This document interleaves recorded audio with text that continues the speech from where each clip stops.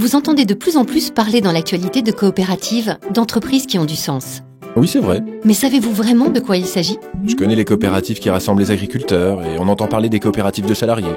Il s'agit du même modèle économique. Laissez-moi vous expliquer. En réalité, sans le savoir, vous connaissez les coopératives. Vous les côtoyez tous les jours ou vous en consommez les produits. Quand vous faites vos courses au supermarché, quand vous achetez vos lunettes, vos articles de sport, les jouets de votre enfant, il y a de fortes chances que vous soyez dans un magasin coopératif. Ouvrez vos placards, faites le tour de votre cuisine. Lait, beurre, viande, légumes, fruits, farine, conserves, coopératif.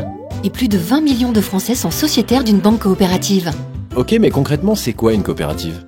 Une coopérative est une entreprise pas tout à fait comme les autres. Elle répond avant tout aux besoins de ses membres, également appelés sociétaires ou adhérents. Toutes les activités peuvent être concernées. La production et la vente de biens, le financement, l'habitat, le service à la personne, la gestion de l'énergie, la mise en commun de services, absolument tout. Le modèle coopératif est aussi adapté aux artisans, aux PME. Parfois, même les salariés sont directement associés à leur entreprise. C'est le cas des SCOP. Ah bon? Mais qu'est-ce qu'elles ont de plus que les autres entreprises? Ce sont des sociétés où la personne prime sur le capital. Elles appartiennent à leurs membres. Oui, les entreprises coopératives pratiquent la démocratie. Grand ou petit, chacun vote à égalité. C'est le principe d'une personne égale une voix. Chaque coopérateur participe aux grandes orientations de son entreprise. J'imagine que ça doit marcher avec des petites entreprises, mais difficilement avec des grosses. Détrompez-vous, une coopérative est une entreprise, donc il y en a de toutes les tailles. D'ailleurs, en France, certaines sont leaders sur leur marché et se déploient à l'international. Tout est une question d'organisation.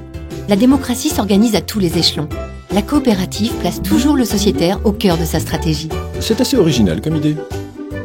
La force d'une coopérative, c'est que la richesse créée sert le territoire, participe au développement local et à toute l'économie française. Le développement local? La richesse créée n'est pas redistribuée à des actionnaires extérieurs. Une part des résultats est partagée entre les membres et une part est mise en réserve dans la coopérative. Ces réserves impartageables assurent la solidité financière de l'entreprise au fil des générations et lui permet de développer ses activités et d'investir sur son territoire. C'est bien généreux, votre système. Généreux n'est pas le terme exact. Disons que chacun y trouve son compte entre bénéfices personnels et intérêts collectifs. C'est de la solidarité. C'est un modèle qui a fait ses preuves depuis plus d'un siècle. De plus en plus d'entrepreneurs, de sociétaires partagent leurs valeurs. Et c'est un mouvement qui se développe en France et dans le monde entier. C'est génial. Voilà des entreprises libres, solidaires et performantes. Les coopératives, des entreprises responsables.